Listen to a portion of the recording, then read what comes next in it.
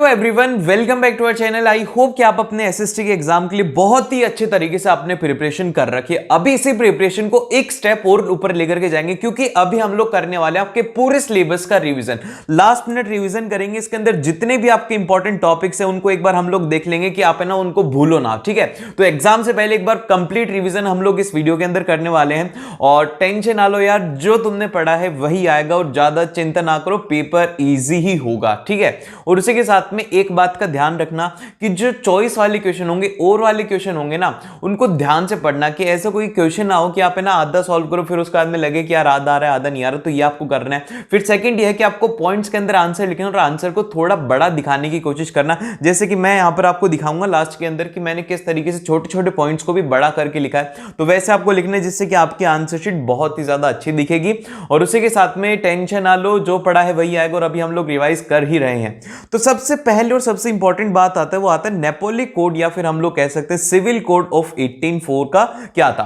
तो हम लोग इसको डिफाइन क्या करते हैं, हम लोग इसको डिफाइन इस तरीके से करते हैं कि नेपोलियन जो destroy the democracy in France, की जो नेपोलियन था उसने डेमोक्रेसी को डिस्ट्रॉय कर दिया था फ्रांस के अंदर, but incorporated the revolutionary principle by the civil code, और उसने ना एक इनकॉर्पोरेट किया गया था रेवोल्यूशनरी कोड को। अब इसके क्या क्या फीचर थे, इसके बाद में सबसे पहला इसका फीचर था कि removed all the privileges based on the birth, की बर्थ के बेसिस के ऊपर जितने भी प्रिविलेजेस थे उनको हटा दिया गया। फिर सेकंड आता है कि एबोलिश्ड the feudal system, feudal system को हटा दिया गया था। And glide system was removed. जो भी सिस्टम है इनके नाम याद रखना और इनको अंडरलाइन कर देना। जैसे कि अभी यहां पर ये क्या है, ये है ग्लाइड सिस्टम, तो ग्लाइड सिस्टम को आप अंडरलाइन कर देना, फ्यूडल सिस्टम को आप अंडरलाइन कर देना। और फिर इसके बाद में आता है कि secured by the right of property, और यहां पर जो भी राइट टू प्रॉपर्टी है वो सिक्योर कर दिया गया था। फिर इसके बाद में जो नेक्स्ट पॉइंट आता है वो आता है एरिस्टोक्रेसी। एरिस्टोक्रेसी क्या होता है, एरिस्टोक्रेसी को हम लोग डिफाइन करते हैं कि they on the estates and the property in the countryside and the town house. इसकी मतलब बेसिकली ये वो क्लास थी जो कि क्या करती थी, जिनके पास में कि ईस्ट स्टेट का इनके पास में पूरा पूरा जो ओन करते थे, और उसी के साथ में प्रॉपर्टीज कंट्री साइड्स के अंदर गांवों की प्रॉपर्टीज और टाउन्स के जो हाउसेज हैं वो भी ये ओन करते थे। फिर इसके बाद में कैसे थे, ये स्पोक करते थे फ्रेंच को, एंड इनका जो नंबर था वो था काफी ज्यादा स्मॉल इन नंबर थे। And United by the common way of a life, और ये यूनाइट किसे थे, कॉमन वे ऑफ लाइफ से। देन फिर इसके बाद में नेक्स्ट आता है कि मिडिल क्लास। मिडिल क्लास क्या होती है, मिडिल क्लास में जो है they consist of industrialist, businessman and the professionals. जितने भी प्रोफेशनल्स होते हैं जैसे कि डॉक्टर, इंजीनियर, ये सब लोग मिडिल क्लास के अंदर आते हैं। फिर इसके बाद में जो नेक्स्ट आता है, यहां पर एक सबसे इंपॉर्टेंट शख्स है जिसका नाम है ज्यूसेppe माज़िनी। ठीक है, ज्यूसेppe माज़िनी का जन्म कहां हुआ था, जन्म हुआ था 1807 के अंदर हुआ था। और इनके लिए दो चीजें फेमस हैं, ये दो चीजों के लिए फेमस थे। सबसे पहला तो ये है कि यहां पर founded the Europe in Beren, Beren में इन्होंने यूरोप को फाउंड किया था। और उसी के साथ में founded the Young Italy in Marseilles, Marseilles के अंदर इन्होंने यंग इटली की स्थापना करी, मतलब कि यंग इटली को खोजा था। फिर इसके बाद में जो नेक्स्ट आता है वो आता है the age of revolution. Age of revolution का जो पीरियड था 1830 से लेकर के 1848 तक था। अब इस एज ऑफ रिवॉल्यूशन के अंदर क्या होता है कि Belgium broke away from the United Kingdom of Netherland, Netherland से बेल्जियम यहां पर हट जाता है, उससे अलग हो जाता है। और उसी के साथ में यहां पर जुलाई 1830 के अंदर क्या होता है कि जो Bourbon king of France overthrown and the monarchy was set up. और इसी के अंदर क्या होता है कि 1830 के अंदर जो बॉर्बन किंग थे फ्रांस के, उनको हटा दिया जाता है और उसी के साथ में वहां पर मोनार्की सेटअप होती है। अब यहां पे एक इंपॉर्टेंट जो इंसिडेंट है वो ये होता है कि कंजर्वेटिव ट्राइज टू कंट्रोल, इसी जो एज ऑफ रिवॉल्यूशन है इसके अंदर जो कंजर्वेटिव है उन्होंने लोगों को कंट्रोल करने की कोशिश करी, लेकिन इस टाइम तक लोगों के अंदर देशभक्ति की भावना इतने आ गई थी कि वो सब लोग यहां पर फेल हो गए थे, तो ये नहीं चल पाया। फिर इसके बाद में आता है कि 1845 के अंदर जो वीवर्स थे सिलिशिया में, इन्होंने रिवोल्ट किया था। किसके अगेंस्ट में रिवोल्ट किया था, कॉन्ट्रैक्टर जो कि सप्लाई कर रहा था इनको रॉ मटेरियल के, उसके अगेंस्ट में यहां पर वीवर्स ने फर्स्ट टाइम के ऊपर सिलिशिया के अंदर क्या किया था, रिवोल्ट किया था। फिर इसके बाद में जो नेक्स्ट डेट है वो है 18 मई 1848 के अंदर जो जर्मन नेशनल असेंबली थी उस बनी थी, और उसके साथ में क्या हुआ था कि 1831 रिप्रेजेंटेटिव सेलेक्ट किए गए थे। और इसको किसने अपोज किया था, इसको अपोज किया था एरिस्टोक्रेट्स जो थे, उन लोगों ने इसको अपोज किया था। फिर इसके बाद में जो नेक्स्ट पॉइंट आता है वो आता है कि hunger, hardship and the revolt, कि यहां पर भूखमरी और जो हार्डशिप है ये सब क्यों हुआ था। तो इसके पीछे के कुछ रीजंस जो कि अगर क्वेश्चन में आए तो आपको लिखना है, तो आप लोग इसको इसको बोलेंगे कि सबसे पहला तो यह कि first half 19th Europe population increase, कि सबसे पहली जो फर्स्ट हाफ 19th सेंचुरी थी इसके अंदर यूरोप की पॉपुलेशन इंक्रीज हो गई थी। फिर सेकंड आता है कि इसके अंदर जॉब्स जो थी वो रिड्यूस होने लग गई, इस वजह से भी यहां पर क्या हो गया, हंगर स्प्रेड होने लग गया, हार्डशिप होने लग गई लोगों को। फिर इसके बाद में आता है राइज ऑफ फूड प्राइसेस हो गया, शॉर्टेज ऑफ फूड हो गया and revolt of peasants and the weavers. जब ये सब कुछ हो रहा था तो फिर जो लोग हैं, गांवों के लोग हैं और जो वीवर्स हैं, उनके साथ में भी यहां पर क्या होने लग गया, एक तरीके से रिवोल्ट उन सभी के बीच में होने लग गया था। फिर इसके बाद में यहां पे दो डेट इंपॉर्टेंट है, एक तो है डेट 1861 में। 1861 जो डेट है ये है Victor Emmanuel second was a proclaimed king of a united Italy. जब इटली यूनाइट हो गया था तो उसके जो किंग थे वो थे यहां पर विक्टर इमैनुअल सेकंड। और उसी के साथ में 1871 के अंदर क्या होता है, वो होता है Persian king William one proclaimed king emperor of Germany, की जर्मनी के जो किंग थे वो थे विलियम फर्स्ट, जो कि एक पर्शियन किंग थे। फिर इसके बाद में नेक्स्ट आता है कि नेशनलिज्म इन इंडिया, कि हमारे इंडिया के अंदर किस तरीके से देशभक्ति आई थी। तो इंडिया के अंदर क्या होता है कि गांधी जी जब इंडिया आते हैं तो उनके जो आप बोल सकते हो उनके टीचर है उनको बोलते हैं कि अगर तुम्हें इंडिया को आजाद करवाना है तो पहले तुम लोगों से मिलो, लोगों के अंदर देशभक्ति की भावना जगाओ। तो यही देशभक्ति की भावना जगाने के लिए गांधी जी ने अलग अलग सत्याग्रह करे थे, वो हम लोग देखेंगे। लेकिन नेशनलिज्म इन इंडिया जब हो रहा था तो उसमें एक क्वेश्चन इंपॉर्टेंट यहां पर यह बनता है कि what are the situation after the first world war. First world war के बाद में इंडिया के अंदर क्या क्या सिचुएशन थी। तो सबसे पहले तो यहां पर forced recruitment from the villages, की विलेजेस के अंदर जैसे कि आर्मी जाती थी, बोलती थी कि 18 प्लस के जितने भी लोग हैं उनको रिक्रूट किया जाता था, जिस वजह से लोग काफी ज्यादा परेशान होते थे। फिर इसके बाद में जब ये सब कुछ हो ही रहा था तो 1918 और 1919 में और 1920 और 21 के अंदर क्रॉप फेलियर हो गया, जिस वजह से फेमिनिज्म हुआ और जिस वजह से मिलियंस ऑफ पीपल्स इस टाइम पे मर गए थे इस कंडीशन में। फिर इसके बाद में इसमें जो फर्स्ट वर्ल्ड वॉर से क्या क्या सिचुएशन हुई थी, जैसे कि इसके अंदर जो एक इंपॉर्टेंट एमसीक्यू बन सकता है वो बन सकता है कि इनकम टैक्स इंक्रीज किया गया था और इसी टाइम के ऊपर इनकम टैक्स को भी इंट्रोड्यूस किया गया था। और इससे क्या हुआ, इससे जैसे कि अगर टैक्स इंट्रोड्यूस करोगे तो बेसिकली किसको प्रॉब्लम होगी, वो होगी कॉमन मैन को। तो यहां पर आता है hardship to a common people. और उसी के साथ में जब ये सिचुएशन हो रही थी तो यहां पर क्या होता है कि prices of essential commodities increase, और इसी के साथ में प्राइसेस एसेंशियल कमोडिटीज के भी इंक्रीज होते हैं, जिस वजह से भी लोगों को यहां पर परेशानी होने लग गई थी। और फिर इसके बाद में जो नेक्स्ट पॉइंट आता है वो आता है सत्याग्रह। अब देखो सत्याग्रह का पीछे का लॉजिक क्या था। देखो गांधी जी के पीछे इसके पीछे की एक फिलॉसफी ये थी कि if the cause is true and struggle is against injustice then no physical force is required. तो गांधी जी का मानना ये था कि अगर आपका कॉज सच्चा है और उसी के साथ में आपका स्ट्रगल इनजस्टिस के खिलाफ है तो आपको फिजिकल फोर्स की जरूरत नहीं है। तो यही यहां पे गांधी जी ने फॉलो किया। गांधी जी अलग अलग स्टेट्स में इंडिया के जाते और जो भी लोगों को प्रॉब्लम होती बिना वायलेंस के वहां पे वो सॉल्व करते थे। जैसे कि सबसे पहले उन्होंने विजिट किया था 1917 में चंपारण में, बिहार में विजिट किया था। ये मैप के पॉइंट ऑफ व्यू से भी इंपॉर्टेंट है। अब यहां पे क्या होता है, यहां पर इंडिगो प्लांटेशन जो वर्कर्स हैं वो रिवोल्ट करते हैं जो ऑप्रेसिव प्लांटेशन सिस्टम है उसके अगेंस्ट में। तो गांधी जी देखते हैं कि गलत है तो गांधी जी ने उसको गलती बोला और उसके अगेंस्ट में रिवोल्ट किया और लोगों को उनका हक दिलवाया था 1917 में चंपारण बिहार में। फिर इसके बाद में क्या होता है, गांधी जी फिर से विजिट करते हैं 1917 में खेड़ा गुजरात में जाते हैं। गुजरात के अंदर यहां पर किसको करते हैं, supports the peasant affected by the plague epidemic. तो यहां पर क्या होता है कि इस टाइम के ऊपर है ना बेसिकली जो क्रॉप है वो फेल हो जाती है और जो यहां पर सरकार है, ब्रिटिश गवर्नमेंट है, वो बोलती है कि आपको टैक्स पे करना पड़ेगा। तो गांधी जी इन पीजेंट्स के साथ में हेल्प करते हैं इनके और उनको अपनी पावर दिखाते हैं अंग्रेजों को और उनको पूरा पूरा टैक्स रिलैक्सेशन दिलवाते हैं।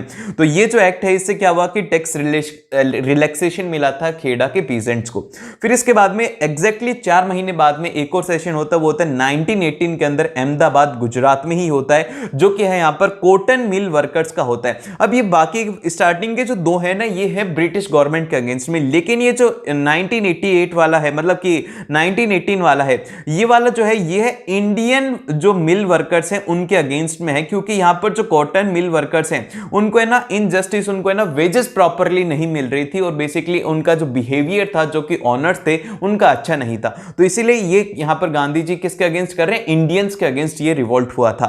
फिर इसके बाद मतलब कि ये वाला सत्याग्रह हुआ था। फिर इसके बाद में आता है रॉलेट एक्ट। रॉलेट एक्ट क्या है भैया, रॉलेट एक्ट एक ऐसा एक्ट है जिसके तहत गवर्नमेंट को एक पावर होती है कि वो कोई भी अगर पॉलिटिकल एक्टिविटी चल रही है तो वो उसको रोक सकती है और उसको प्रिजन के अंदर डाल सकती है 2 साल के लिए विदाउट एनी ट्रायल, बिना किसी रीजन के उसको 2 साल के लिए जेल में डाल सकती है। ये एक इनजस्टिस लॉ था।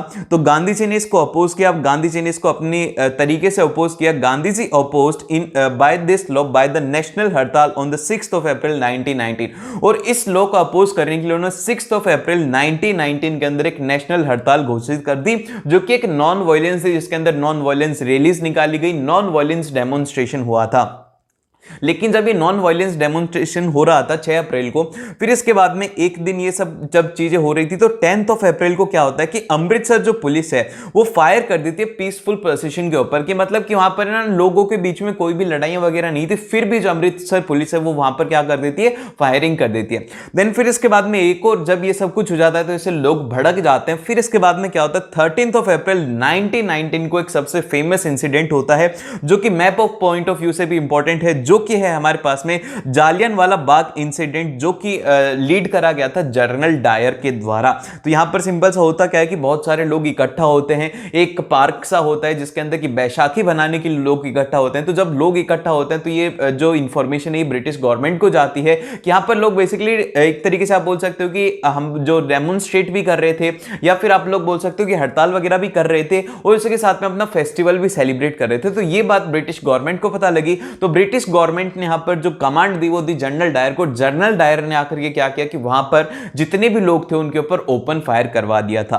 देन फिर इसके बाद में जो नेक्स्ट आता है पॉइंट, वो आता है हमारे पास में खिलाफत मूवमेंट। देखो खिलाफत मूवमेंट क्यों स्टार्ट हुआ था ये जानो सबसे पहले। देखो होता क्या है कि फर्स्ट वर्ल्ड वॉर जो एंड होता है वो होता है डिफीट ऑफ ऑटमन, जो कि ऑटमन क्या है, ये है किंग है, किसके हैं, टर्की के। अब उसी के साथ में यहां पर जो ऑटमन है, यहां पर एक इनके हारने के बाद में एक रूमर फैलने लग जाता है, rumours of a disrespect the Khalifa. यहां पर एक रूमर फैलने लग जाता है कि जो खलीफा है उनकी डिसरेस्पेक्ट होगी। अब ये खलीफा क्या है, खलीफा बेसिकली मुस्लिम कम्युनिटी होती है, उनके जो स्पिरिचुअल हेड होते हैं वो होते हैं। अब लोगों के बीच में ये धारणाएं जाने लग गई कि उनके ना जो खलीफा है उनकी डिसरेस्पेक्ट हो गई, तो जिस वजह से क्या हुआ कि ये प्रोटेस्ट करने लग गए कि जो एक तरीके से है ना हमारे खलीफा के साथ में कोई भी किसी भी तरीके का जो है आप लोग डिसरेस्पेक्ट नहीं कर सकते। तो ये प्रोटेस्ट हुआ जिसको कि नाम दिया गया खिलाफत मूवमेंट। अब जब ये खिलाफत मूवमेंट हो रहा था तो ये पूरे पूरे वर्ल्ड के अंदर हो रहा था, और ये कब से लेकर के कब तक हुआ था, 1919 से लेकर के 1924 तक हुआ था। और इसी के साथ में जो इंडिया है, ठीक है, अभी इंडिया के अंदर भी ये होगा, तो इंडिया के अंदर कौन इसको लीड कर रहा था, तो इन इंडिया मार्च 1919 में एट बॉम्बे खिलाफत कमेटी फॉर्म करी गई थी। किसके द्वारा करी गई थी, मोहम्मद अली और शौकत अली ने मिलकर के खिलाफत कमेटी को बनाया था बॉम्बे में। ठीक है, ये आपको याद रखना, मार्च 1919 में। देन फिर इसके बाद में जो नेक्स्ट आता है वो आता है नॉन कॉर्पोरेशन मूवमेंट। तो यहां पर देखिए नॉन कॉर्पोरेशन मूवमेंट क्यों चलाया गया, तो बेसिकली गांधी जी का मानना यह था कि हमारे ऊपर जो ब्रिटिश राज कर रहे हैं वो इसलिए कर रहे हैं क्योंकि हम लोग इनके साथ में कॉर्पोरेट कर रहे हैं। अगर हम इनके साथ में कॉर्पोरेट करना बंद कर देंगे तो इनका जो पूरा पूरा एम्पायर है वो कोलैप्स हो जाएगा। तो यही यहां पर गांधी जी ने इस नॉन कॉर्पोरेशन मूवमेंट में किया। तो इसमें क्या होता है कि नॉन कॉर्पोरेशन मूवमेंट के अंदर चार चीजें बात आपको याद रखनी है। सबसे पहले तो यहां पर क्या होता है कि सरेंडर ऑफ जितने भी गवर्नमेंट टाइटल्स हैं उनको सरेंडर कर दिया गया, बायकॉट ऑफ सिविल सर्विसेज और आर्मी, पुलिस और गवर्नमेंट स्कूल्स और कोर्ट वगैरह को सबको बायकॉट कर दिया गया। जितनी भी गवर्नमेंट फैसिलिटीज थी उनको यूज में नहीं लिया गया जो कि ब्रिटिश गवर्नमेंट ऑफर कर रही थी। फिर इसके बाद में टाउन्स के अंदर किस तरीके से नॉन कॉर्पोरेशन मूवमेंट स्प्रेड हो रहा था, तो हम लोग इसके अंदर कहेंगे कि student left the school, students ने क्या किया कि अपने स्कूल और कॉलेजेस को छोड़ दिया। जो लॉयर्स थे उन्होंने अपनी प्रैक्टिसेस को गिव अप कर दिया, टीचर्स ने रिजाइन कर दिया था। और उसी के साथ में यहां पर काउंसिल इलेक्शंस थे उनको भी बायकॉट कर दिया गया था। और जो फॉरेन क्लोथ्स था उनको क्या करा गया था, बॉन फायर के अंदर जलाया गया था। तो ये सब चीजें हो रही थी टाउन के अंदर। तो यहां पे टाउन में इस तरीके से हुआ था। अब ये जो नॉन कॉर्पोरेशन मूवमेंट है ये फेल हो जाता है। अब ये फेल क्यों होता है, इसके पीछे की लिमिटेशंस इसकी हैं। सबसे पहली लिमिटेशन तो यह है कि जो खादी है वो काफी ज्यादा एक एक्सपेंसिव कपड़ा है, जिस वजह से गरीब जो लोग हैं वो इसको अफोर्ड नहीं कर पाते। तो ये एक इसका सबसे बड़ा रीजन था। दूसरा रीजन आता है कि नॉन कॉर्पोरेशन मूवमेंट है वो सिटीज के अंदर काफी ज्यादा स्लो था। एंड यहां पर आता है कि absence of the other institution, कि यहां पर इंडिया के अंदर अदर इंस्टीट्यूशन नहीं थे, सिर्फ और सिर्फ ब्रिटिश इंस्टीट्यूशन थे। तो जिस वजह से क्या होता है कि टीचर्स और जो स्टूडेंट्स हैं वो वापस से ज्वाइन कर रहे थे और जो लॉयर्स हैं वो भी अपने प्रैक्टिस को ज्वाइन बैक कर लेते हैं क्योंकि उनके पास में कोई भी अल्टरनेटिव नहीं है। देन फिर इसके बाद में जो नेक्स्ट आता है वो आता है कि जो हमारा नॉन कॉर्पोरेशन मूवमेंट है इसको कब कॉल ऑफ किया गया था, इसको कब बंद किया गया था, तो इसको बंद किया गया था चोरा चोरी में, यूपी में। होता क्या है कि एक पीसफुल डेमोन्स्ट्रेशन होता है जो कि बाजार के अंदर होता है। ये बात याद रखना कि बाजार के अंदर एक पीसफुल डेमोन्स्ट्रेशन होता है जो कि कन्वर्ट हो जाता है एक वायलेंट क्लैश के बीच में, जो कि पुलिस की और लोगों के बीच में होता है, जिसके अंदर की जो जितनी भी प्रॉपर्टीज है, गवर्नमेंट प्रॉपर्टीज हैं, उनको क्या किया जाता है, डिस्ट्रॉय किया जाता है। अब जब ये बात गांधी जी को पता लगती है तो गांधी जी का यहां पर दिल टूट जाता है कि यार मैं तो नॉन वायलेंस के ऊपर चलने वाला हूं और ये वायलेंस हो गया। तो इसीलिए गांधी जी ने यहां पर नॉन कॉर्पोरेशन मूवमेंट को खत्म कर दिया था। और अभी ये जब मूवमेंट हो रहा था तो इसके अंदर क्या होता है कि बहुत सारे लाखों लोगों को, मतलब कि हजारों लोगों को क्या कर दिया जाता है, बंद कर दिया जाता है, क्योंकि गवर्नमेंट खुद ही ये चाहती थी कि ये गलती करें और इनको जेल के अंदर डाल दिया जाए। तो यही होता है यहां पे। फिर इसके बाद में गांधी जी हार तो मानने वाले नहीं थे, तो गांधी जी ने क्या किया, इसके बाद में जो नेक्स्ट लॉन्च किया वो किया इसका बाप, जो कि है सिविल डिसोबीडियंस मूवमेंट। बेसिकली इसमें क्या था कि इसमें है ना इनको एक लॉ ब्रेक करना था, कोई भी एक लॉ था उसको ब्रेक करना था। इसमें ये जो फर्स्ट लॉ ब्रेक करने वाले थे वो थे सॉल्ट लॉ को करने वाले थे। ऐसा इसलिए था क्योंकि जो सॉल्ट है ये एक एसेंशियल कमोडिटी है और इसके ऊपर टैक्स नहीं होना चाहिए और ये इसकी जो प्राइसेस हैं वो भी कम होनी चाहिए। तो ये सब बातें नहीं मानी, तो इसीलिए यहां पर इन्होंने सिविल डिसोबीडियंस मूवमेंट को रिलीज किया था। तो ये क्या होता है कि कब आता है, after calling of a non corporation movement को बंद करने के बाद में ये स्टार्ट होता है। इसके अंदर क्या होता है कि कॉलोनियल लॉज वर ब्रोकन, जितने भी कॉलोनियल लॉज थे उनको ब्रेक किया जाता है एंड फॉरेन क्लोथ्स को बायकॉट किया जाता है, टैक्स को पे नहीं किया जाता और उसी के साथ में जो लिक्विड शॉप्स हैं उनको पेगडेट कर दिया जाता है।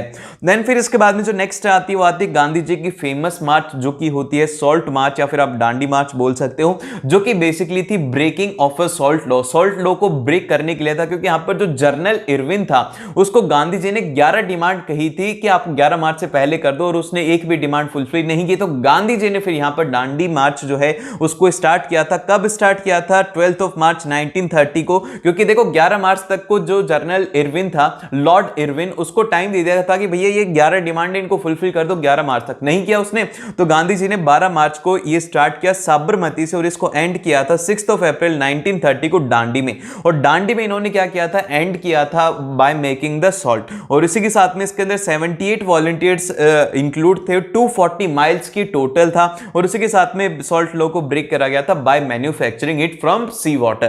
देन फिर इसके बाद में जो नेक्स्ट आता है वो आता है सिल्क रूट। सिल्क रूट क्या होता है, पिछली बार मैंने एक वीडियो डाली थी तो मैं भावनाओं में बह करके स्किल बोल दिया था, तो उसके लिए सॉरी। तो यहां पर आता है सिल्क रूट। तो सिल्क रूट क्या होता है कि silk route points the importance of a west bounded Chinese cargo along this route, कि भैया सिंपल सा ये जो वेस्ट बाउंडेड चाइनीज कार्गो होते हैं इनके लिए एक बहुत ही इंपॉर्टेंट रूट होता है। ये ज्यादा इंपॉर्टेंट नहीं है, इसमें इंपॉर्टेंट जो है वो है आपके पास में कॉर्न लॉ इंपॉर्टेंट है। तो देखो कॉर्न लॉ क्या बोलता है, basically the law allowing the government, जो कि यूके की गवर्नमेंट है, to restrict the import of a corn and this is known as corn law. कि भैया सिंपल सी बात यह है कि गवर्नमेंट को इंपोर्ट करने से, कॉर्न को इंपोर्ट करने से अगर जो लॉ बैन कर रहा है उसको हम लोग क्या बोलते हैं, वो बोलते हैं कॉर्न लॉ।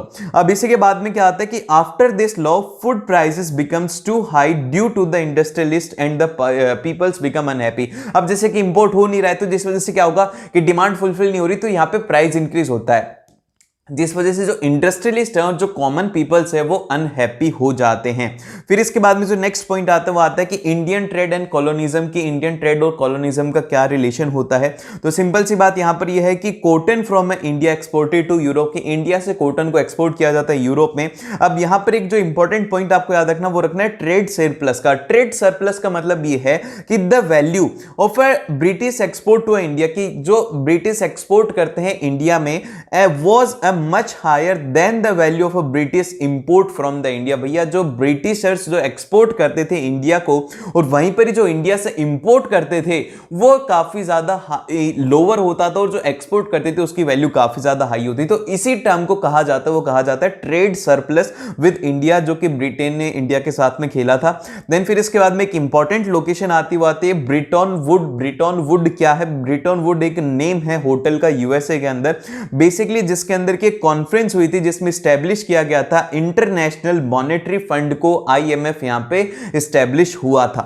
देन फिर इसके बाद में जो नेक्स्ट आता है हमारे पास में वो ये आता है कि why industrialist refer the hand labour over the machines, की मशीन्स के बजाय लोग जो हैं, जो इंडस्ट्रियलिस्ट थे वो हैंड लेबर को क्यों प्रेफर कर रहे थे। तो देखो होता क्या है कि इस टाइम के ऊपर क्या होता है कि जो लोग हैं वो गांवों से सिटी की तरफ मूव करते हैं। जब वो गांवों से सिटी की तरफ मूव करते हैं ना तो उनके पास में, जैसे कि मान लो कि आपको ना रिक्वायरमेंट है 10 लोगों की और आपके पास में 100 लोग आ जाएंगे, तो आप अगर उनको 1000 रुपए दे रहे थे तो आप बोलोगे कि मेरे को 50 रुपए में वो काम, मतलब कि 500 रुपए में काम करवाना है। तो यही यहां पे होता है कि लोग बहुत सारे होते हैं लेकिन उनको काम देने के लिए कम होता है, तो चीप लेबर यहां पर अवेलेबल होती है। तो इसके पीछे के 4 मेन रीजन है जिस वजह से क्या होता है कि इंडस्ट्रियलिस्ट हैंड लेबर को प्रेफर करते हैं मशीन से। सबसे पहला रीजन तो यह कि एक्सपेंसिव न्यू टेक्नोलॉजी है वो काफी ज्यादा एक्सपेंसिव है, उसको अफोर्ड नहीं कर पा रहे थे, इनके लिए खर्चा ज्यादा था। सेकंड आता है कि उसका कॉस्टियर रिपेयर है, अगर गलत हो जाते या फिर कुछ भी गलती हो जाती तो उसकी रिपेयर बहुत ही ज्यादा हाई पड़ती है। फिर इसके बाद में आता है कि availability of cheap labour available है, क्योंकि जो टाउन मतलब कि कंट्री साइड से जो लोग हैं सिटीज की तरफ मूव करे थे in search of employment. Then फिर आता है कि range of the products by the hand labour are, मतलब कि यहाँ पे सिंपल सा कहने का मतलब ये है कि अगर आप एक मशीन खरीदते हो तो उससे एक ही तरीके के प्रोडक्ट बनाते हो, और एज कंपेयर टू कि हैंड लेबर से आप 3-4 तरीके के प्रोडक्ट बनवा सकते हो। फिर इसके बाद में जो नेक्स्ट है वो है हमारे पास में एक पेंटिंग है, पेंटिंग जिसका नाम है वो डॉन ऑफ अ सेंचुरी। अब डॉन ऑफ अ सेंचुरी किसने ड्रॉ किया था? इसको किया था E.T. पॉल ने 1900 में ड्रॉ किया था। अब ये कैसा फिगर है? It is a goddess like figure and she is a angel of a progress. भैया सिंपल सा आप ये देखेंगे कि जो गॉडेस लाइक फिगर है, मतलब कि देवी के जैसा इनका फिगर है, जो कि इनके पीछे के क्या है साइंस है, यहां पर किस किस के हैं कि रेलवे का साइन है, प्रिंटिंग प्रेस का साइन है, कैमरा का साइन है, मशीन्स का साइन है, जो कि बेसिकली यहां पर ये बता रही हैं कि आप है ना एक तरीके से आप ये बोल सकते हो कि प्रगति की देवी है। ठीक है, हिंदी के अंदर समझ गए कि डॉन ऑफ ए सेंचुरी क्या है कि goddess like a figure and she is the angel of a progress, की एक एंजल है प्रोग्रेस की। फिर इसके बाद में नेक्स्ट आता है कि जो मतलब कि industrial production in India increases की, ये थोड़ा मैंने गलत लिख दिया तो इसको ध्यान से देखना कि इंडिया के अंदर जो है कि जो इंडस्ट्रियल प्रोडक्शन है वो कैसे इंक्रीज हुआ था।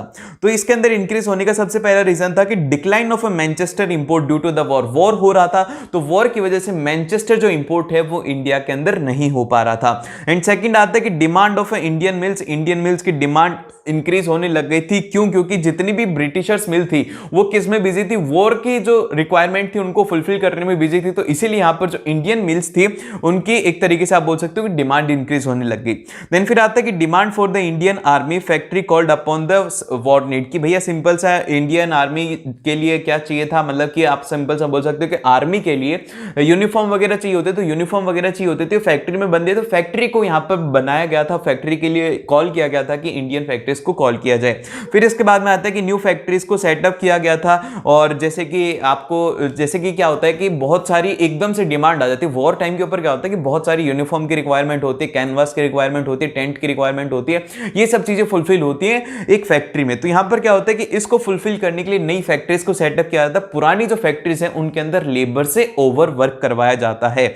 और फिर इसके बाद में जो नेक्स्ट पॉइंट आता है हमारे पास में वो आता है कि प्रिंट इन चाइना, कि चाइना है, चाइना एक वन ऑफ द जो मतलब कि स्टार्टिंग के अंदर जो प्रिंटिंग थी वो सिर्फ और सिर्फ चाइना के पास में थी। इन द 16th ऑफ सेंचुरी, देखिए ध्यान से देखिए कि in the 16th of century China was a one country of producing the printed matter on a large scale, initially text book only for the examination of civil services. कि भैया simple सा China है, China के पास में printing की technology थी, पहली country थी 16th सेंचुरी के अंदर जिसके पास में ये था, और ये किसके लिए था? सिविल सर्विसेज के एग्जामिनेशन लिए टेक्स्ट बुक लिखी जाती थी।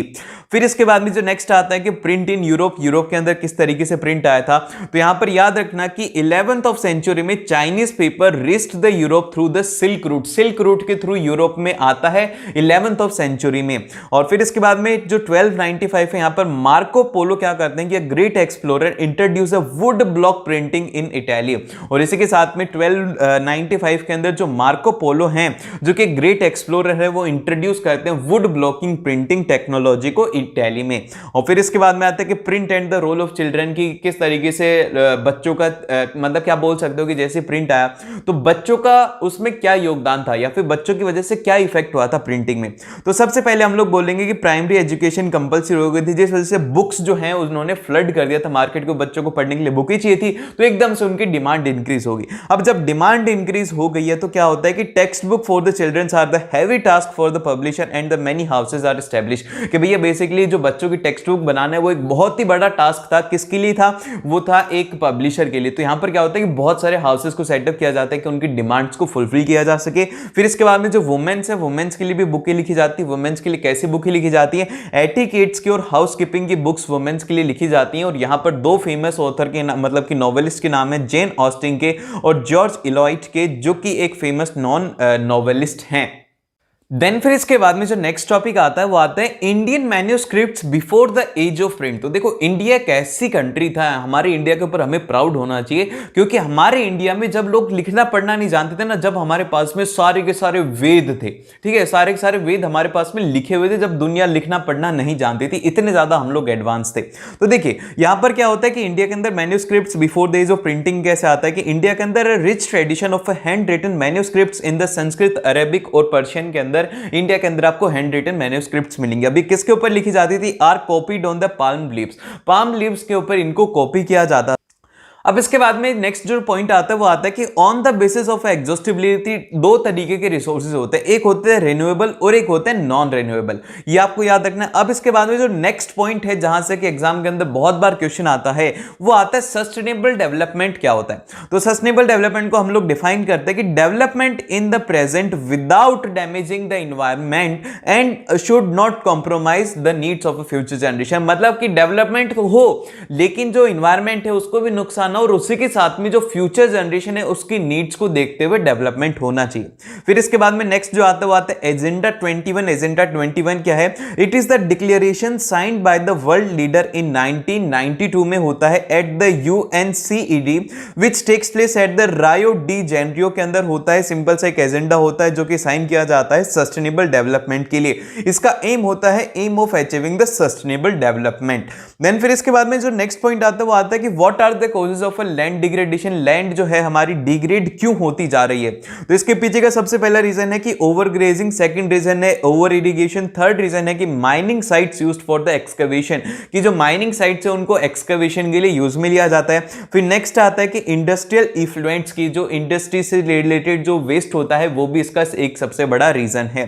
फिर इसके बाद में जो नेक्स्ट आती है हमारे पास में टाइप्स ऑफ सॉइल आते हैं। तो इनको देखो मैंने अलग अलग पॉइंट्स में लिखा हुआ है, तो ये ध्यान से देखना।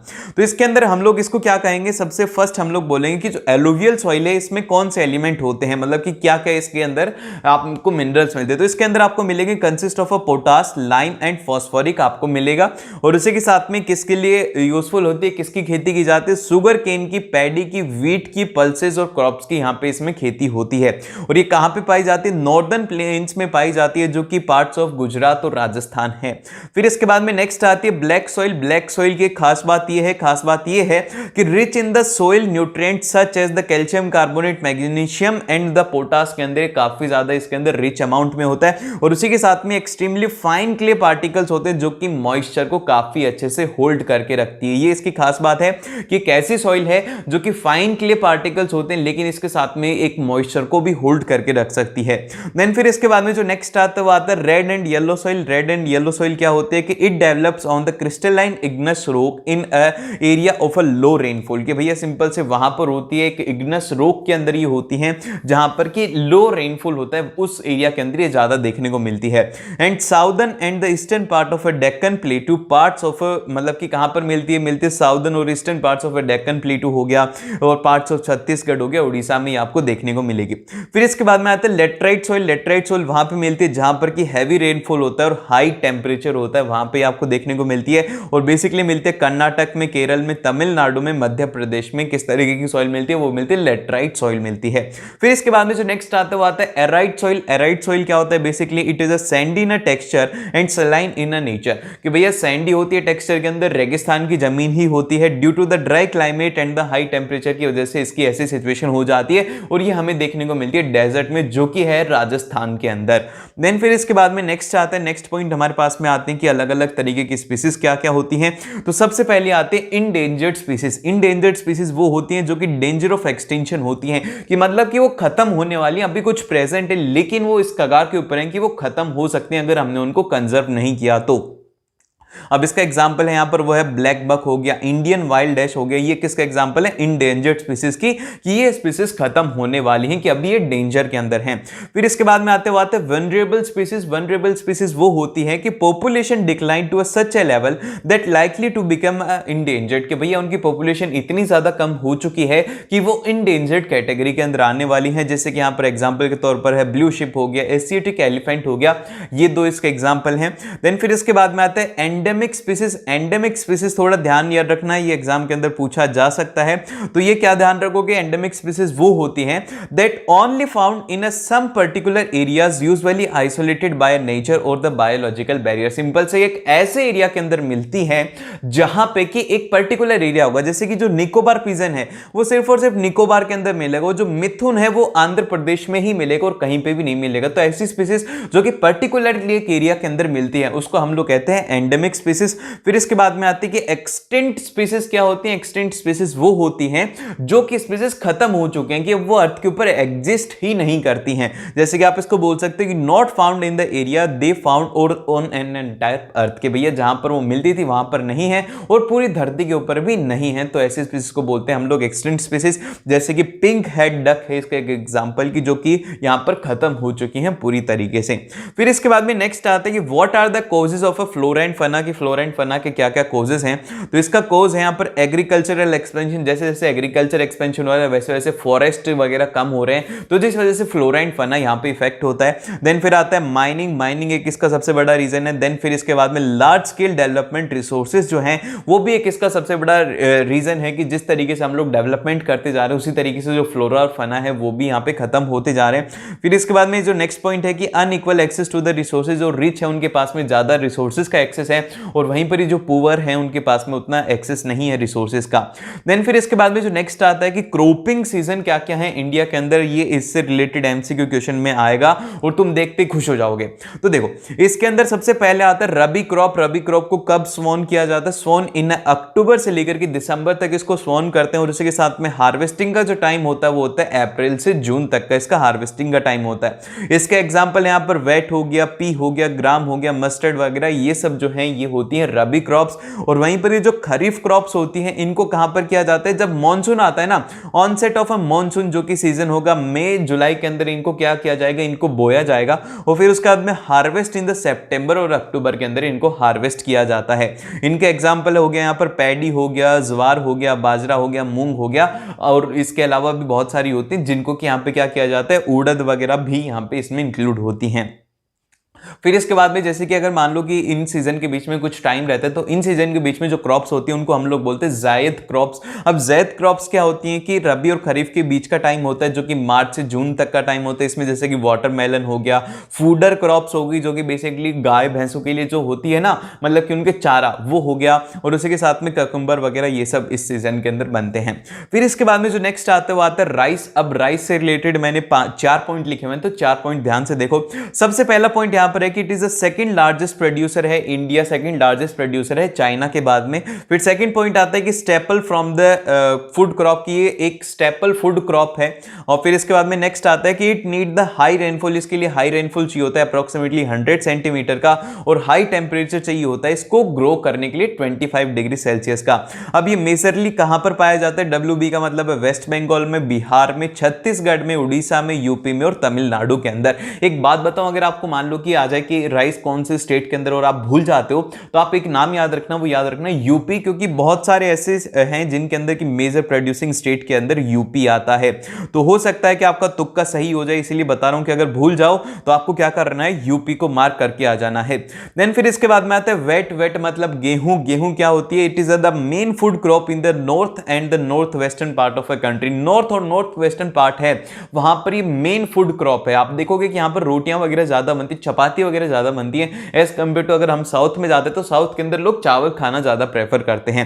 फिर इसके बाद में इसके लिए जो रेनफॉल की रिक्वायरमेंट होती है वो होती है 50 से 75 सेंटीमीटर की रिक्वायरमेंट होती है। इसके 2 ग्रोइंग जोन्स है, एक तो हो गया गंगा सतलुज वाला और दूसरा है कि ब्लैक सॉइल रीजन है डिक्कन वाला। ब्लैक सॉइल में भी ये काफी ज्यादा अच्छे से ग्रो करती है। देन फिर इसके बाद में इसके मेजर प्रोड्यूसिंग स्टेट कौन से हैं? यूपी हो गया, एमपी हो गया, हरियाणा हो गया, पंजाब हो गया और राजस्थान हो गया। मतलब ऊपर वाले नॉर्थ वाले हैं ना जितने भी, वो सब होते हैं यहाँ पे। देन फिर इसके बाद में जो नेक्स्ट आता है वो आता है मेज। अब देखिए मेज क्या होता है, ये होता है मक्का, और मक्का को दोनों तरीके से काम में लिया जाता है, एक तो फूड भी होता है और उसी के साथ में फूडर की तरह भी इसको यूज में लेते हैं हम लोग। अब ये कहां पर होता है, it grow well in the old alluvial soil. Old alluvial soil के अंदर ये अच्छे तरीके से ग्रो होता है। इसके लिए टेम्परेचर की मतलब की रिक्वायरमेंट होती है 21 डिग्री सेल्सियस से 27 डिग्री सेल्सियस की। और मेजर प्रोड्यूसिंग स्टेट है यहाँ पर यूपी हो गया, एमपी हो गया, आंध्र प्रदेश हो गया और कर्नाटका हो गया। तो देख रहे हो सभी के अंदर मेजर प्रोड्यूसिंग स्टेट के अंदर यूपी आ रहा है। देन फिर इसके बाद में आती बात है सब्सिस्टेंस फार्मिंग। अब देखो सब्सिस्टेंस फार्मिंग से रिलेटेड 5 पॉइंट है जो कि आपको याद रखना है। सबसे पहला तो ये कि practice on the small patch of land, के एक स्मॉल पैच ऑफ लैंड के ऊपर इसको प्रैक्टिस किया जाता है। एंड लेबर इंटेंसिव फार्मिंग होती है। Use of a primitive tools, यहां पर परमिटिव टूल्स का यूज किया जाता है।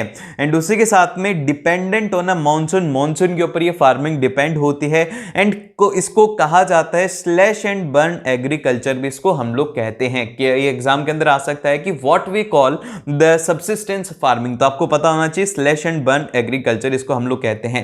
देन फिर इसके बाद में जो नेक्स्ट आता है वो आता है मिनरल्स। अब देखिए मिनरल से रिलेटेड आपको बातें याद रखनी, कितने तरीके के होते हैं इनका क्लासिफिकेशन।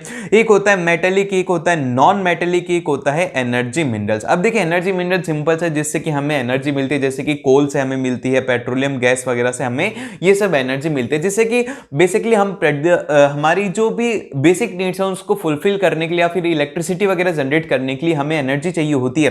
तो वो किससे मिलती है, एनर्जी मिनरल से। और इसी के साथ में जो नॉन मेटल्स होते हैं, जैसे कि नॉन मेटेलिक होते हैं, माइका हो गया, सॉल्ट हो गया, सल्फर हो गया, लाइमस्टोन हो गया, ये सब है नॉन मेटेलिक। अब मेटेलिक के अंदर 3 तरीके के होते हैं। एक होते हैं फेरस, जिनके अंदर की आयरन ओर आता है, निकल आता है, कोबाल्ट आता है। और दूसरे होते हैं यहां पर हमारे पास में नॉन फेरस, जिसके अंदर की कॉपर, लेड और टिन आता है। और उसी के साथ में लास्ट में आता है प्रीशियस मेटल, जो कि काफी ज्यादा आपको पता ही है, गोल्ड हो गया, चांदी हो गया, ये सब आता है प्रीशियस मेटल में। अब इसमें इंपॉर्टेंट जो है वो है हमारे पास में आयरन ओर। आयरन ओर के अंदर 2 तरीके के होते हैं। एक होता है मैग्नेटाइट। मैग्नेटाइट जो होता है it is the finest iron ore with the very high content of iron. इसके अंदर 70% तक आयरन कंटेंट प्रेजेंट होता है। देन फिर इसके बाद में जो नेक्स्ट आता है, मैं थोड़ा सा आगे कर लेता हूं इसको।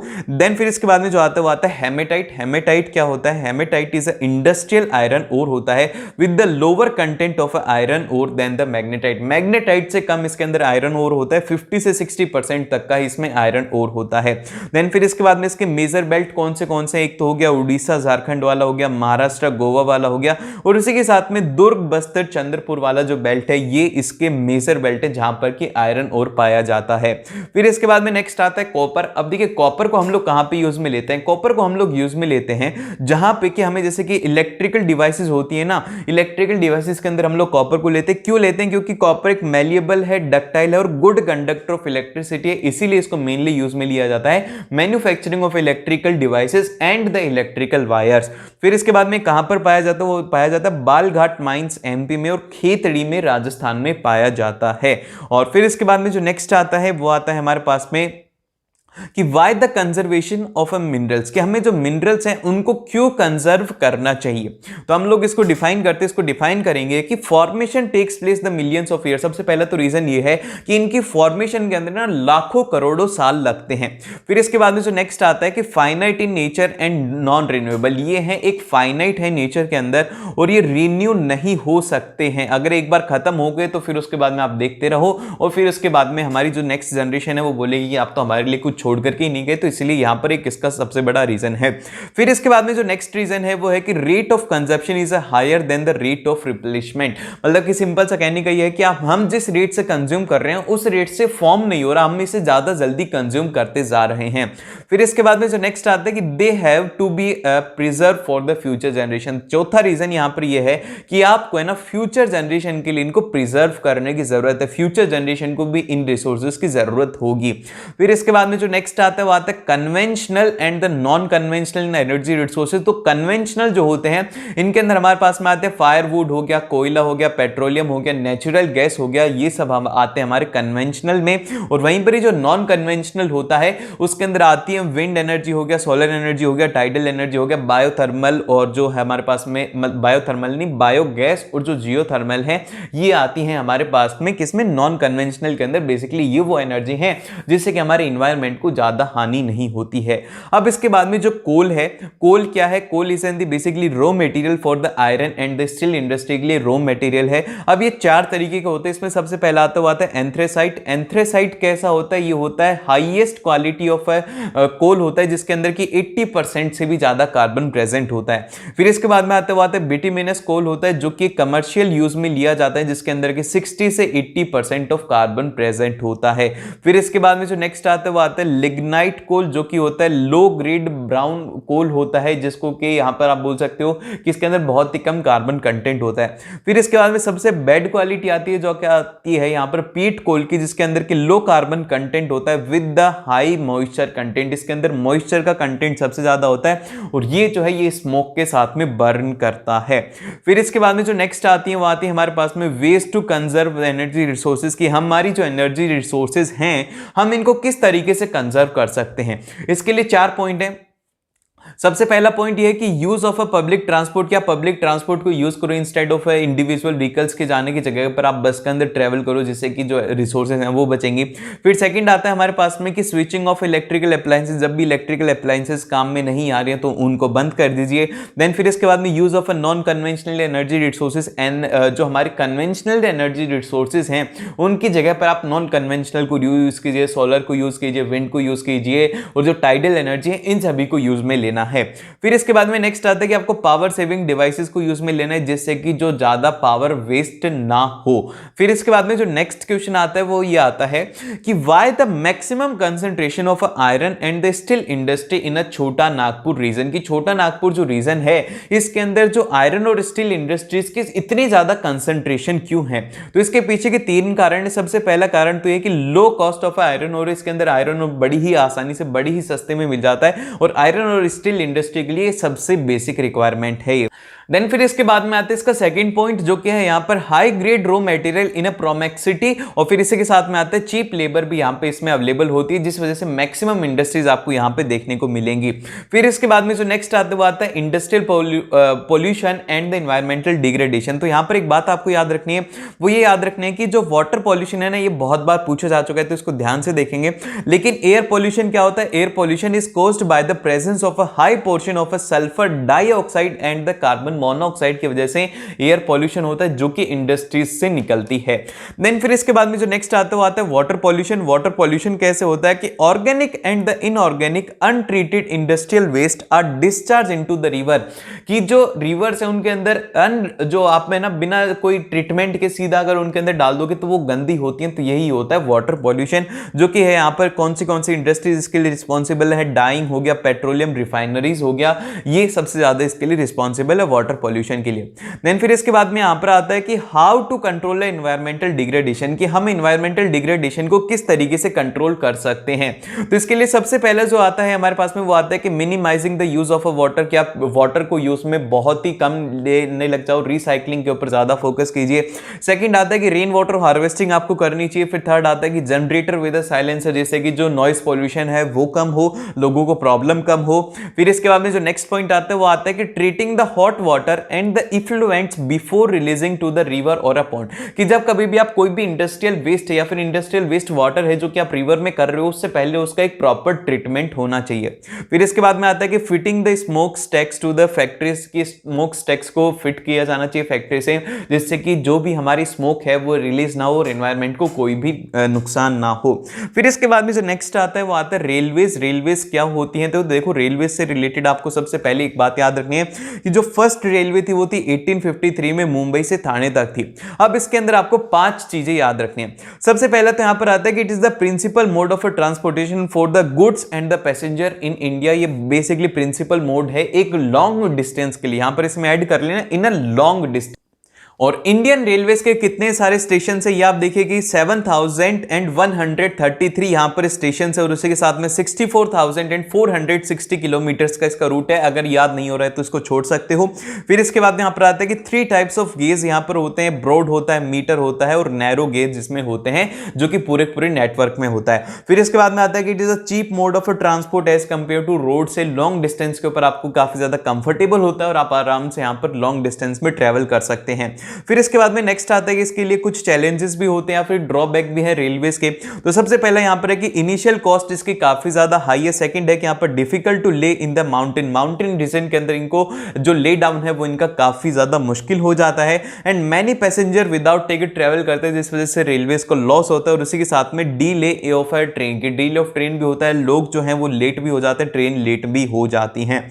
फिर इसके बाद में जो नेक्स्ट आता है हमारे पास में फिफ्थ इसका रीजन है वो ये है कि landslide and sinking of a railway track की यहाँ पर लैंडस्लाइड हो जाती है तो पूरा पूरा रेलवे बंद हो जाता है। आप बोल सकते हो कि जैसे कि वो जो रूट है वो यहाँ पर खराब हो जाता है। फिर इसके बाद में आता है कि requires the construction of a bridge over the reverse in the northern and the eastern India. Northern और ईस्टर्न इंडिया के अंदर काफी सारी यहाँ पर नदियां हैं तो इसीलिए यहाँ पर ब्रिज को बनाने की भी काफी ज्यादा जरूरत पड़ती है। देन फिर इसके बाद में आते हैं रोडवेज। रोडवेज के एडवांटेज क्या है? रोडवेज के एडवांटेज हैं कि लो कंस्ट्रक्शन कॉस्ट होती है एज कंपेयर टू रेलवेज या फिर किसी भी मोड ऑफ ट्रांसपोर्टेशन के। सेकंड आता है कि ideal to travel over short distance के, अगर आपको शॉर्ट डिस्टेंस के ऊपर जाना 5-6 किलोमीटर जाना हो तो आप रोड से जाओगे, ट्रेन से आप नहीं जाएंगे। फिर सेकंड आता है कि provide a link to other the mode of transport की। ऐसा तो है नहीं कि अगर आपको एयरपोर्ट पे जाना है तो आप है ना सीधा घर से जाओगे और एयरपोर्ट के ऊपर पहुंच जाओगे, तो आप रोड को यूज करोगे।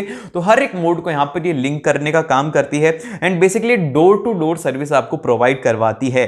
देन फिर इसके बाद में जो नेक्स्ट आता है वो आता है कि link the market industries and the consumer. Market industries और कंज्यूमर को भी ये लिंक करते हैं, जैसे कि गांवों को शहरों से लिंक करती है और बेसिकली जो इंडस्ट्रीज होती हैं उनको मार्केट से लिंक करती है। ये सब काम रोड से ही होता है। अब इसके बाद में इसके डिसएडवांटेज में सबसे पहला तो यहाँ पर अनमेंटेन्ड रोड को मेंटेन नहीं किया जाता, टूटी फूटी रोड होती है जिस वजह से बहुत ज्यादा प्रॉब्लम आती है। उसी के साथ में डिसरेस्पेक्ट ऑफ ट्रैफिक रूल्स की यहाँ पर रेस्पेक्ट नहीं की जाती है, लोग समझते नहीं है, ट्रैफिक रूल्स को फॉलो नहीं करते हैं। एयर पॉल्यूशन होता है इससे and accident increases due to the traffic and the rush की वजह से काफी सारे एक्सीडेंट हो जाते हैं और ट्रैफिक की वजह से जो लोग हैं वो डिले भी हो जाते हैं। अब इसके बाद में इसमें जो इंपॉर्टेंट पॉइंट है वो यहाँ पर गोल्डन क्वाड्रिलेटरल का, जो कि हमारे पास में टोटल एरिया है, इसका मतलब कि टोटल जो रूट है वो है 5846 किलोमीटर का इसका रूट है और बेसिकली ये कवर करता है दिल्ली, कोलकाता, चेन्नई और मुंबई को। 6 लेन का सुपर हाईवे है। याद रखना गोल्डन क्वाड्रिलेटरल 4 जो जगह है वहां से आते हैं, दिल्ली, कोलकाता, चेन्नई और उसी के साथ में मुंबई है। इनको मिलाकर के जो टोटल डिस्टेंस है वो है 5846 किलोमीटर। फिर इसके बाद में जो नेक्स्ट आता है वो आता है कम्युनिकेशन। आप ध्यान में रखिएगा, 2 तरीके के होते हैं। एक होता है मास कम्युनिकेशन। मास कम्युनिकेशन के अंदर क्या होता है कि बेसिकली आप जो इंफॉर्मेशन है उसको एक्सचेंज कर रहे हो बहुत ही ज्यादा लार्ज स्केल ऑफ पीपल से। जैसे कि रेडियो है, रेडियो को लाखों लोग सुनते हैं। जैसे कि हमारा यूट्यूब है, यूट्यूब के ऊपर आप लाखों बच्चे पढ़ते हो, तो ये क्या हो गया? ये हो गया mass communication. TV, newspaper, cinema, ये सब होते हैं मास कम्युनिकेशन में। फिर इसके बाद में आता है पर्सनल कम्युनिकेशन। पर्सनल कम्युनिकेशन क्या होता है? बेसिकली ये होता है कि exchange of information between the 2 peoples, कि 2 लोगों के बीच में ही एक्सचेंज ऑफ इंफॉर्मेशन होता है। जैसे कि अगर मैं आपको फोन करूं तो हाँ, आपकी और मेरे बीच में ही तो बात होगी और कोई नहीं सुनेगा, लेकिन वहीं पर जो मास कम्युनिकेशन है उसके अंदर लाखों लोग आपकी बात सुनते हैं। फिर इसके बाद में नेक्स्ट आता है जैसे कि पर्सनल कम्युनिकेशन हो गया, लेटर हो गया, टेलीफोन हो गया, फैक्स वगैरह, ये सब कुछ होता है। फिर इसके बाद में जो अगला पॉइंट आता है वो आता है total income of a country, कि टोटल इनकम क्या रहेगी। तो बेसिकली टोटल इनकम का सिंपल सा फॉर्मूला है कि sum of the all the income of all the resident in a country, की जो भी जितनी भी इनकम कमा रहे सभी की इनकम आप यहां पे जोड़ दीजिए। फिर इसके बाद जो नेक्स्ट आता है वो आता है पर कैपिटा इनकम और एवरेज इनकम। अब देखिए पर कैपिटा इनकम अगर आपको निकालने तो total income of a country, जो कि सभी की आप ऐड करेंगे, डिवाइडेड बाय में total population of a country, पूरी पॉपुलेशन से आप उसको डिवाइड करेंगे। फिर चाहे से वो कमाते हो या फिर वो बेरोजगार हो तो उनकी भी पॉपुलेशन यहां पे ऐड होती है। और उसी के साथ में एक बात याद रखना कि जो पर कैपिटा इनकम है do not give the actual situation because the small group of people having the higher income. अब बेसिकली अगर आप एवरेज यहां पर निकालना चाहोगे ना, एवरेज इनकम आपने निकाली तो आप बोलोगे कि सभी की एवरेज इनकम इतनी होगी, तो ऐसा नहीं होता है। ऐसा इसलिए नहीं होता है क्योंकि इंडिया के अंदर कुछ जो ग्रुप ऑफ पीपल्स हैं उनकी अलग और बहुत ही ज्यादा सैलरी होती है, जिस वजह से क्या होता है कि यहां पर उनकी इनकम यहां पर हम लोग सीधा नहीं निकाल पाते। मतलब कि आप ये बोलो कि यार ये एक फैक्टर नहीं है जिससे कि हम लोग सीधा कैलकुलेट कर पाए, तो इसीलिए और फैक्टर आते हैं यहां पर। एक आता है यहां पर इन्फेंट मोरेलिटी रेट, जिसको कि हम लोग बोलते हैं IMR। ये डिफाइन करता है कि number of the childrens die before 1 year in a portion to the 1000 life children, कि 1000 बच्चों पर कितने बच्चे मरे 1 साल से पहले पहले। फिर इसके बाद में आता है net attendance ratio. Net attendance ratio होता है कि नंबर ऑफ द चिल्ड्रंस जो कि 14 से लेकर के 15 का एज ग्रुप है attending the school age the percentage of a total number of student of the age group of 14 से 15 तक, कि यहां पर टोटल नंबर ऑफ स्टूडेंट जो कि अटेंड कर रहे हैं उस स्कूल को डिवाइडेड बाय में परसेंटेज किसका होता है, परसेंटेज उसका होता है कि जो कि यहां पर मतलब कि टोटल नंबर ऑफ उस एज ग्रुप के लोग हैं। फिर इसके बाद में नेक्स्ट आता है बीएमआई 2020 के अंदर क्वेश्चन पूछा गया था, तो इसका फॉर्मूला याद रखना वो ये है कि वेट केजीज के अंदर होता है, हाइट का स्क्वायर होता है मीटर में। अगर 18.5 से कम है तो अंडर नरिश्ड है, 18.5 से 25 तक है तो नॉर्मल है, और उसी के साथ में 25 से अगर ज्यादा है तो ये जो सिचुएशन है ये है ओवरवेट की। फिर इसके बाद में सस्टेनेबल डेवलपमेंट तो हम लोग एक बार देख ही चुके हैं। देन फिर इसके बाद में जो जरूरी आता है वो आता है प्राइमरी सेक्टर। प्राइमरी सेक्टर क्या होता है कि प्राइमरी सेक्टर के अंदर क्या होता है कि good produced by the exploiting the natural resources. Natural resources के थ्रू ही यहां पर गुड्स को प्रोड्यूस किया जाता है, जैसे कि एग्रीकल्चर हो गया। एग्रीकल्चर के अंदर हम लोग खुद से नहीं करते, हम लोग सिर्फ और सिर्फ खेती करते हैं। फिशिंग हो गया, डायरी हो गया, तो मतलब डायरी नहीं डेयरी। तो यहां पर क्या होता है कि हम लोग क्या कर रहे हैं कि हम लोग नेचर को यूज कर रहे हैं जिससे कि हम लोग गुड्स को जनरेट कर रहे हैं। फिर इसके बाद में आते हैं सेकेंडरी सेक्टर। सेकेंडरी सेक्टर के अंदर क्या होता है कि these are the activities in which the natural product are changed into the other form through the manufacturing. Manufacturing करके आप किसी एक प्रोडक्ट से एक दूसरा प्रोडक्ट बना रहे हो, प्राइमरी से आप एक नई चीज को मैन्युफैक्चर कर रहे हो, तो उसको हम लोग बोलते हैं सेकेंडरी सेक्टर। इसको हम लोग इंडस्ट्रियल सेक्टर भी कहते हैं। जैसे कि मिल्क से आप क्या बना रहे हो, आइसक्रीम बना रहे हो, कॉटन से आप बना रहे हो क्लॉथ, तो क्या कर रहे हो आप यहां पर कुछ ना कुछ एक नया मैन्युफैक्चर कर रहे हो प्राइमरी सेक्टर से। फिर इसके बाद में जो नेक्स्ट आता है टर्शरी सेक्टर। टर्शरी सेक्टर क्या होता है, basically they do not produce any goods but they provide services, कि ये एक ऐसा सेक्टर होता है जिससे कि कोई भी गुड्स वगैरह जनरेट नहीं होते, बेसिकली सर्विस प्रोवाइड करता है। जैसे कि यहां पर हम लोग इसको सर्विस सेक्टर भी कहते हैं, जैसे कि ट्रांसपोर्टेशन हो गया, बैंकिंग हो गया, एजुकेशन हो गया, ये सब जो चीजें हैं ये क्या है, ये है सर्विस, तो कि एक हमारे एक सोसाइटी को क्या करनी है, एक सर्विस प्रोवाइड कर रही हैं। फिर इसके बाद में जो नेक्स्ट आता है वो आता है जीडीपी। जीडीपी क्या है हमारे पास में, वो है ग्रॉस डोमेस्टिक प्रोडक्ट है। जीडीपी होता क्या है, जीडीपी को हम लोग डिफाइन क्या करते हैं, जीडीपी को हम लोग बोलेंगे कि GDP is a value of all the final goods and the services produce with in a country during a particular year, कि भैया जितने भी हमारे इंडिया मतलब कि जितने भी हम लोगों ने गुड्स प्रोड्यूस किए पूरी साल भर के अंदर, उसका जो सम है वो होता है जीडीपी। और इसी के साथ में टोटल जीडीपी क्या होती है, GDP of a primary plus secondary plus tertiary, तीनों का मिला करके यहां पर हम निकालते हैं, और ये जो कैलकुलेट होती है ये होती है सेंट्रल गवर्नमेंट मिनिस्ट्री से।